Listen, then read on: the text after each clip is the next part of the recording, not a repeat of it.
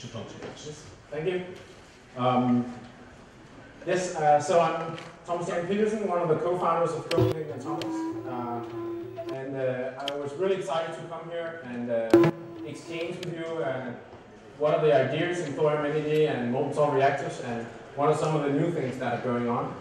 And I think in a conference like this, it's really important both to talk about the things that are sometimes repeated over and over again, but that's the baseline of things that we all agree upon. And then it's also important to allow us to suggest new things that we can discuss the pros and cons about new ideas, and maybe use some of them and maybe discard other ones. And in my talk, I'm going to do both of that. We'll talk about old ideas and new ideas. So Copenhagen Atomics is a very young organization. It was basically created last year, but it wasn't until this year that we incorporated as a company in Copenhagen. And we consist of a team of 15 members, and all of us work for free on the project. So it's not a company where we get salaries, and none of us work for this full-time, by the way. But we have several team members that are staffed at the Danish Technical University, which is one of the biggest technical universities in Northern Europe. It has more than 10,000 students, or engineering students, and more than 5,000 staff.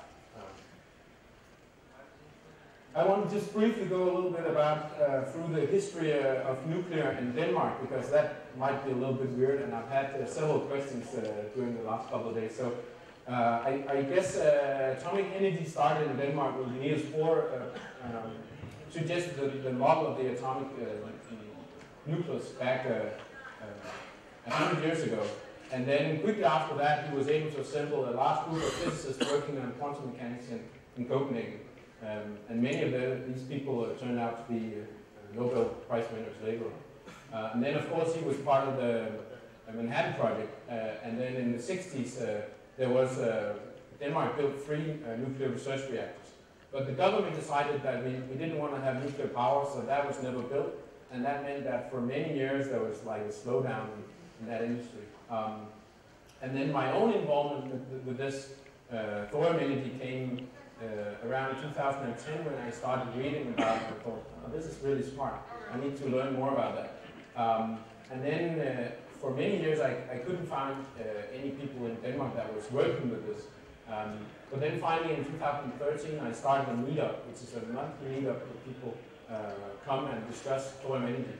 And it was taking off really slowly in the beginning, but now we have close to 100 members, and we have good meetings every month. And then also in 2013 I joined the last conference, Thorium Energy Conference in Geneva. And that was a really positive step for me, and this is where I met many of you guys the first time.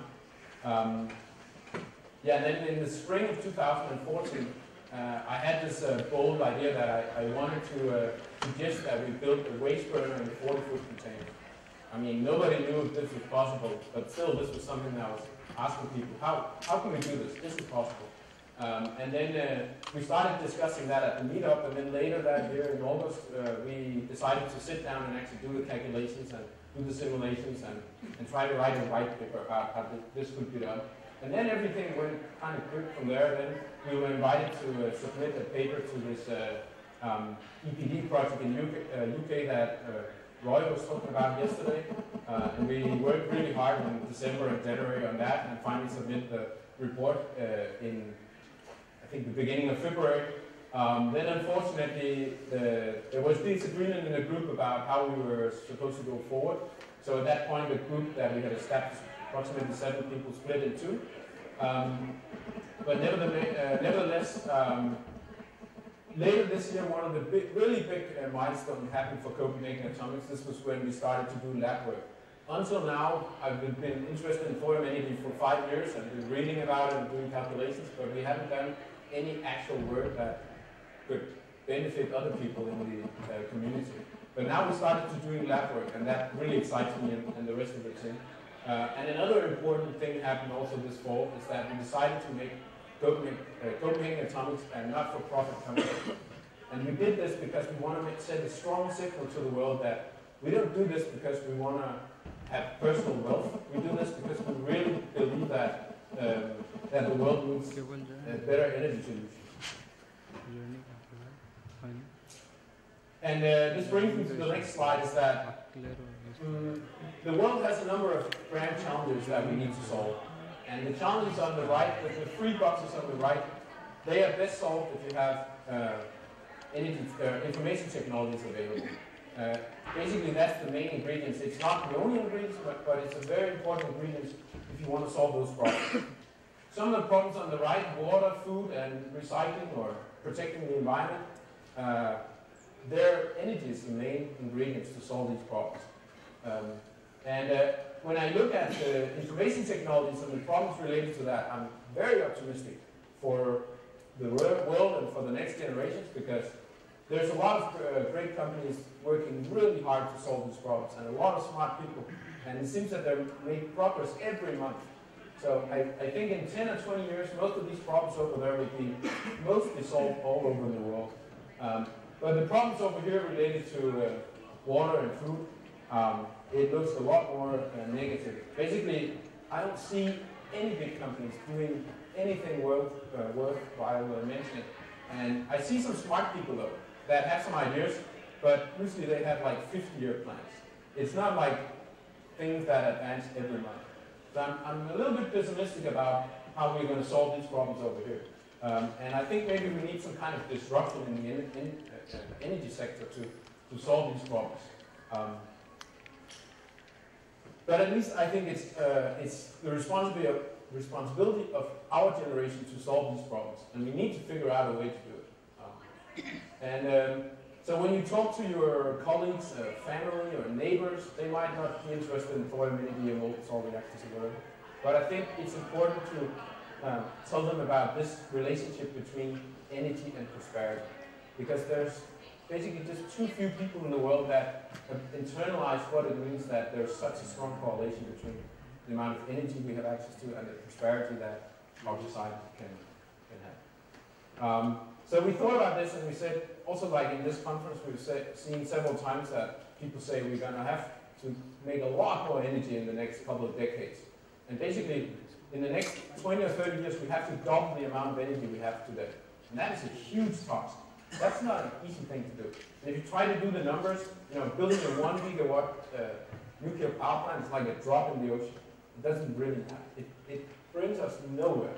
So we really need to do something radical. And so we have this idea that we move around, that we need to start a reactor every day, a small modular reactor. And the only way to do that is to make the design so that it can be manufactured in an assembly line. There's simply no other way to do it. And of course, we know that the technology is not fully ready yet. We have to develop the technology, so it's important to have rapid technology cycles so that we can continue to improve the technology every month.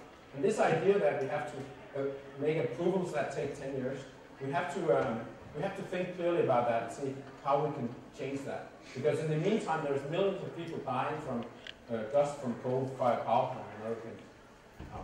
Anyway, so another problem we have is we have to solve the waste problem of the nuclear industry. Otherwise, the public is probably not going to like nuclear energy in the long term.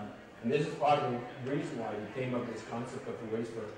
And then finally, I think we really need to make more collaboration, both between countries and also between different companies, both startup companies, but also research institutions and startup companies and countries, if we're going to make this. No single company can solve this for the world. We need to collaborate, and I really encourage you to help do that. And then, of course, in Copenhagen Atomics, what we think we can do and what we can provide to the community is that we will do work in chemistry, we will do work in measurement technologies and control systems. And this is where we can provide some information that can maybe help push us forward. So I want to take this drawing that you all know very well and then discuss some of the problems, because I like molten salt reactors, but I also recognize that there are problems that we need to solve. One of them is this chemical reprocessing, online chemical reprocessing. It's a really difficult thing to do, and I mean, I didn't see a lot of speakers at this conference talking about that. So if we haven't even started talking about it, then it's a long way into the future. So that's definitely a problem that we need to focus on. Another problem that I see is this decommissioning of graphite moderators for those who use molten salt or thermal breeders. we need to find a way. There's been some suggestions, but I think we need to get it out in the open and we need to test that it's working. And we can do that without having to spend all the money on the nuclear reactor. We can actually start to do the lab work on that. The next one is the freeze plug. There was one of the sessions just before lunch there was discussion of does it open fast enough? And yeah, there might be other solutions to that. So I'm going to suggest some of that. And then finally the steam cycle is just a really big machine. And if we want to roll this out really fast, we need to find another solution than the steam cycle. So I think research should also be focused on Brayton cycle and CO2 or whatever.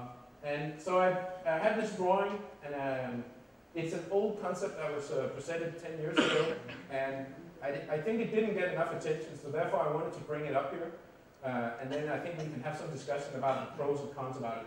So basically it's a molten salt reactor where instead of having the graphite as a moderator, we have heavy water as a moderator. But apart from that, it's kind of the same idea. Then we have some new features.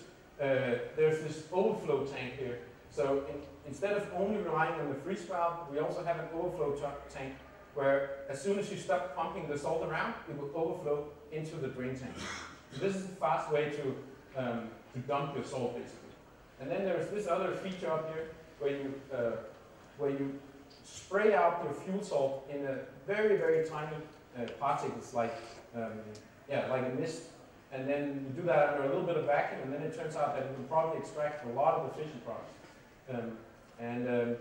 So back to the thing about, so many people have asked me, but if you have water, I'm going back to water reactors with high pressure. But the idea with this heavy water moderated molten salt reactor is that the water and the salt is at 1 atmosphere. And the water is at something like 50 degrees centigrade, and the salt is at 700 degrees or whatever. And then you have a thin layer of gas or this aerogel in between to separate the thermal, to make thermal separation. But you will still lose some energy into your water, but the energy will mostly be coming from neutron radiation and gamma radiation. Just to make that clear. So I think this is one of the ideas that maybe we should think about and discuss over a beer because it might provide some solutions to some of the problems in molten salt reactors. But it might also create other problems. I recognize that. Now I'm going to show a movie. I don't know if we can get the sound to work.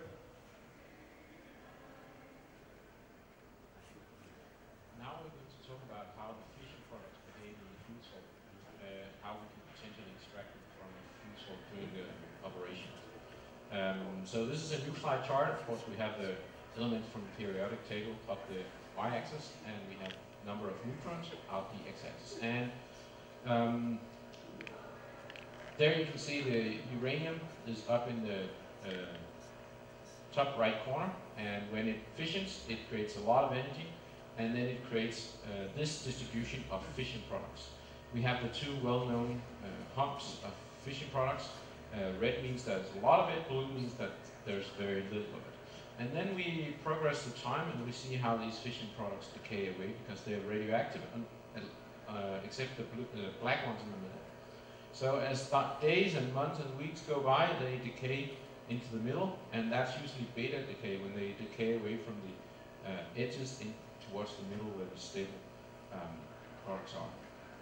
So let's look at some of these decay chains that here's an example of a decay chain. So you can see here we start with GE, and it decays with beta decay through several different decay chains.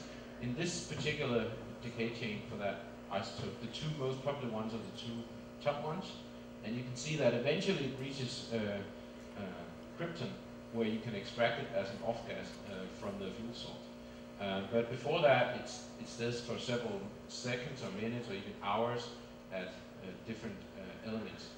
Some of these elements might also be possible to take out of the fuel salt, but we'll look at that later. Here's another example where iodine decays to xenon, and xenon we can extract, but we have to be fast because the most popular decay chain is the top one, and it's only xenon for 14 seconds half-life. So we have to get it out of the fuel salt fairly quickly after the fission event has occurred. Because the next ones, cesium and barium, are very difficult to get out of the fuel salt. Here's another one. It's metallic, so it's not possible to get that one out of fuel salt, but the good news is that there's very little of this, or actually it might be possible to get it out through magnetic separation, but since there's very little in the fuel salt, maybe not needed. Here's yet another example where you can get it out as kryptonite, krypton, and there's 32 seconds in the most popular decay chain. The way we see the popularity is how many, so these indicates how much of the fission products chooses this decay chain, and here's little, and there's very, very little on this decay chain. Okay, and again, we want to get it out as krypton because the next one, rubidium and strontium, is very difficult to get out of the salt. Yet another one, here you have to wait all the way till it gets stable, then you can extract it as xenon. You might be able to get it out as tellurium or iodine also. Okay, so let's look at how the fission products taken out of the salt. So here we're not looking at the fission products in the salt, but we're looking at the fission product that has been extracted through the off-gas separation. And you can see here that already after, and in this case we only assume that we can extract xenon and krypton. So after 5 seconds we see that we've already extracted a little bit, and after in the next couple of seconds we should look at the bar charts in the middle of the diagram to see how many percentage of the total amount of fission products we can extract. So already after 20 seconds we can extract something like 10% of the fission products from the salt with only using xenon and krypton extraction. And it's because that when something becomes xenon, then it decays further to other elements above that through those decay chains. And let's forward it a little bit more until 10 minutes. Already after 10 minutes, after the fission event has occurred, we have been able to extract 70% of the fission products by only extracting xenon and krypton in this simulation. And we can progress even more up to an hour. An hour after the fission event, it's 18%. And let's take 1 day. So 1 day after the fission event occurred, we have 23% of the fission product has been extracted, and most of those are now stable, as indicated by the green in the bar chart, and the yellow in the bar chart, the 10% are the fission products in the off-gas that are still radioactive. Let's look at the chart on the lower right. There you can see for each of the elements that are in the off-gas tank, what are the half-life of those, not elements, but actually the isotopes. And you can see that there's a number of different elements and a different isotope of those with half-lives all the way down from 10 minutes up to 1,000,000 years. Okay, let's progress the decay a little bit further. Now we move out to 3 months. And now we can see that we have 24% extracted and only 7% of this is radioactive. And now we'll just fast forward so you can see what happens after, let's say, 300 years. There. So after 300 years, there's very little radioactive elements left in the off-gas system. By now, most of this is not gas anymore. It has decayed to some metal elements.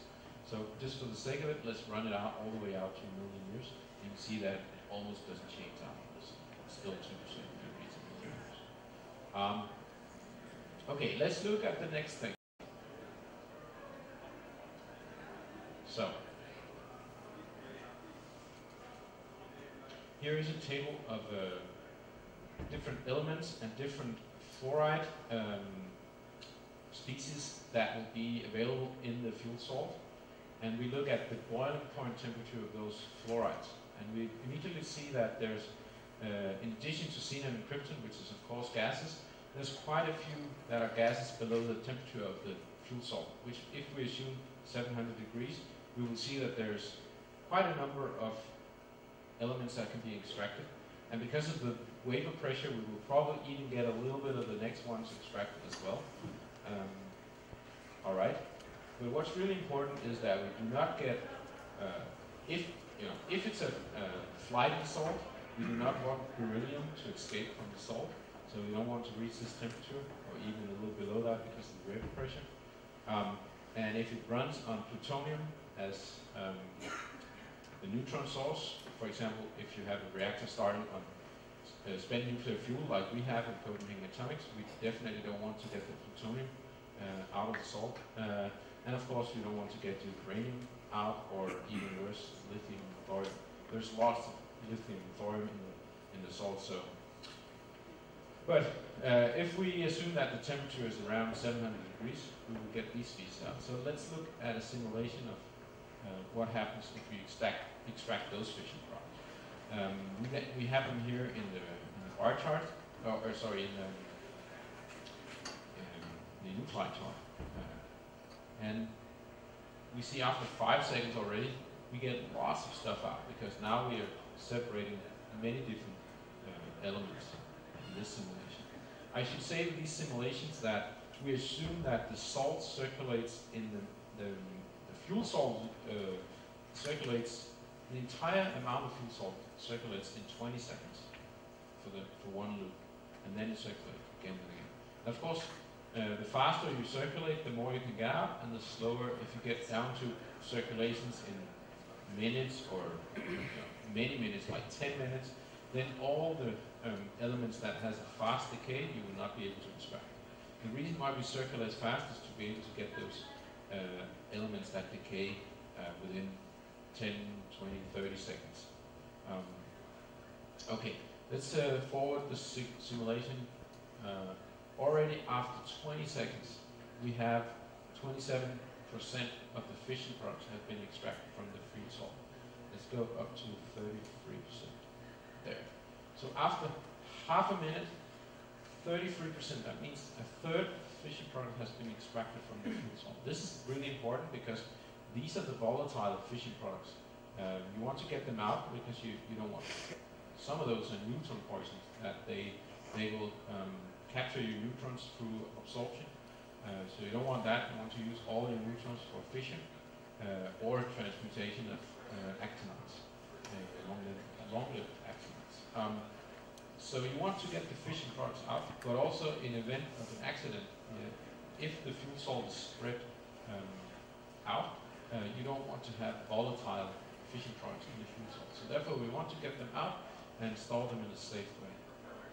Let's forward this a little bit more, up to a few minutes. Already there, we have 40% of the fission products being extracted. Let's go up to 10 minutes. Then 44, a little bit more. Now we don't get so much anymore. Let's go up to 1 hour. After 1 hour, we have 46% of the products being extracted. But now we don't get much more, but it starts to decay away. So after 1 week, we have basically 50% of the fission products being extracted from the fuel salt, and then only 20% of those are still radioactive. And that will continue to decay over the next following days. So after 10 years, we have 10% that are still radioactive. And after, let's start again at 300 years, like that. Still have 8% that are radioactive. And those, you can see over here what they are. It's of course not the blue color because there's very little of those, but the red color, that would be zirconium and cesium that are the main contributors. But there's also a little bit of iron here. So they are the main constituents of that radioactive components. But of course, we assume that this, by then, after 300 years, already after, probably after a week, we will vitrify the fission products in glass vitrification so that it becomes very stable, and in case of an accident, it's really, really difficult to imagine how it could spread out and harm nature or people. But let's run it up to, again, 3 million years. and you still see that there's still a little bit of radioactivity here, but not much.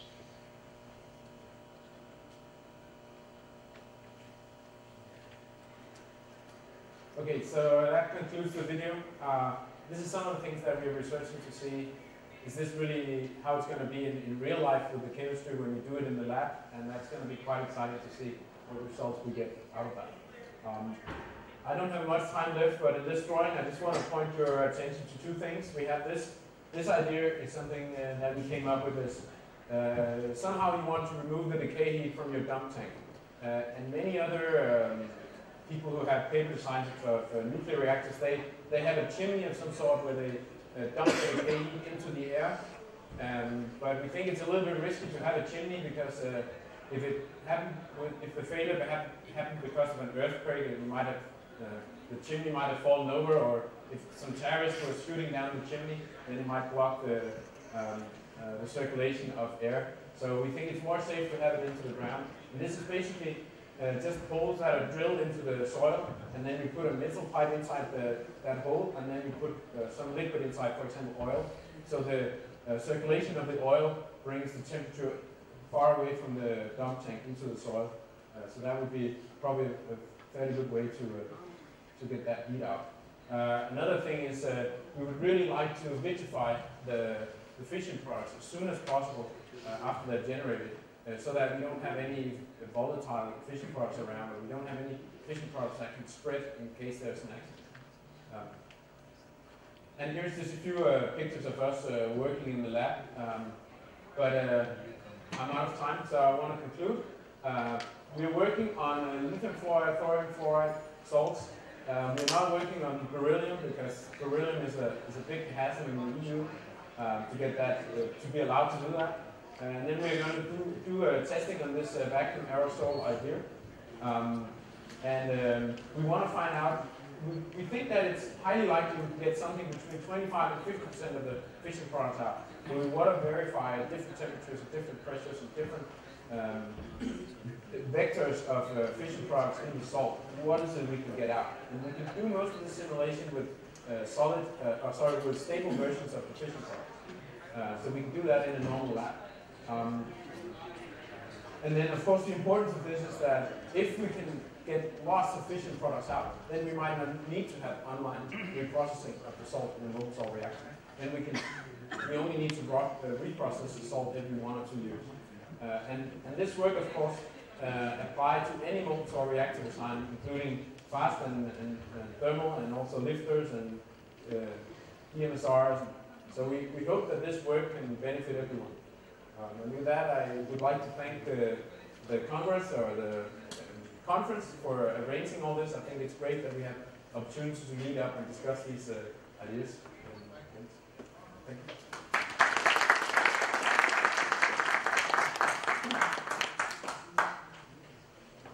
Thank you, Dr. Thomas. Well, your presentation was unique in many respects. And I want to congratulate you for that. The way you presented, the content which you presented. But the most motivating aspect is that you are concerned about the global challenges of the society. And you have decided to do this as a societal work without charging any fee. So I congratulate you and your group for this.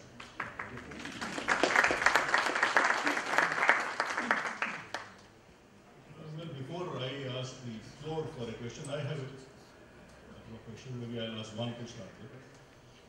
What you are proposing is that if the total circuit time is reduced, it is having some advantages. But what about the control? Because if you move it very fast, the delayed neutrons also escape from the reactor very fast, which are helping in control. Have you considered this? Yes, we have considered it, but we haven't done any simulations of that yet. It is also something we would like to do, but we've decided for now we want to do this work to see how it works out. Because anyway, we want to find out which of the volatile things we can get out of the salt. And then if it turns out that you can only circulate for 10 minutes, then when you have the numbers, you can calculate right away what you can then get out. Of course, it will be less, but yeah. So we also want to work with other teams that do neutronics and the simulation of that. But we have to start something. Good. Maybe any other questions, please? Yes. So I'm Rory O'Sullivan from Energy Process Developers. Copenhagen Atomics did the proposal for us, the prototype proposal for us last year, which is very exciting, and it was great to have it. I want to say congratulations on the work you're doing here, it's very exciting, and your video was excellent. Where can I get it? There was an address there, it's on YouTube. So that the video about the decay and the extraction and fission process is on YouTube. On your website? No, or not on the website, but you can find it on YouTube right now. I will let me go back and see the address.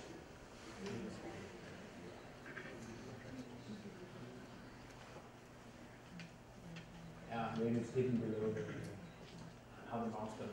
Okay, I will have to give that. All of you who want that, please come to me afterwards, and I can share with you. Any other questions?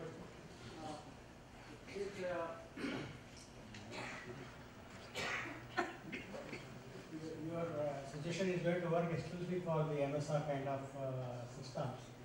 So it will handicap the solid waste fuels apparently, because we cannot have the luxury of removing these fission products online in any other solid form of reactors. So I think this will also add a distinct advantage for this for MSRs.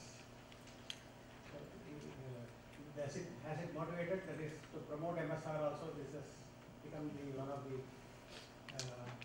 well, I think from the very beginning, the fact that you can really have a more efficient system when you're using molten salts or fluid fuels, that is what got me interested in molten salt reactors from the very beginning. And then this just shows that hopefully we can be very efficient with these kind of systems. Well, you said you started in 2010, but you are quick into this. Yeah.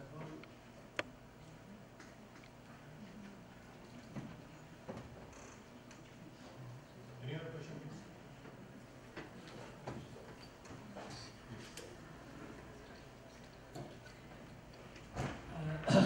To enable product efficient product, you have to from pump the solid with very high speed.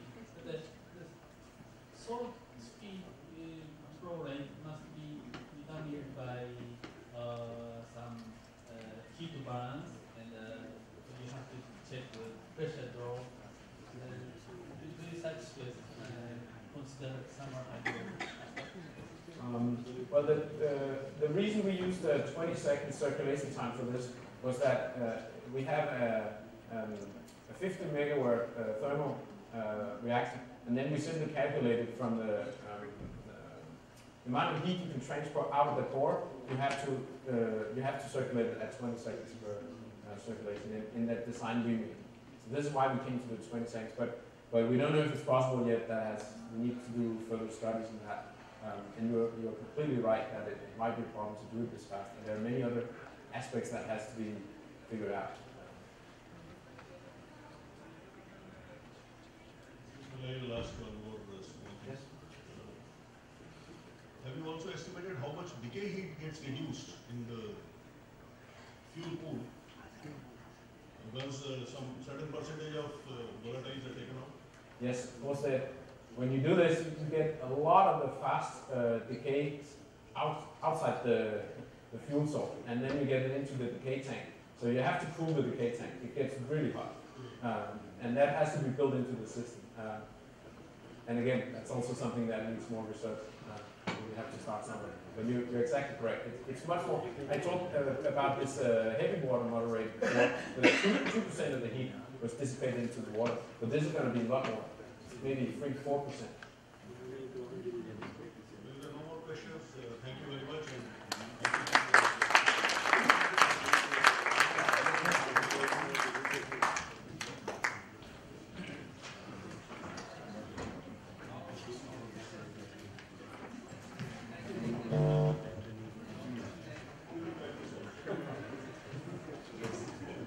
Thank you.